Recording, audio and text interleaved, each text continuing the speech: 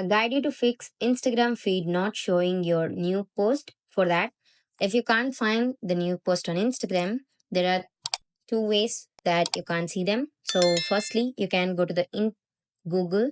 There you can search for internet speed test. There you can run speed test, and if it's your internet speed is good and you can't get that reels or the new post, you can again go to any of your Google or any of your websites and you can search for Instagram down.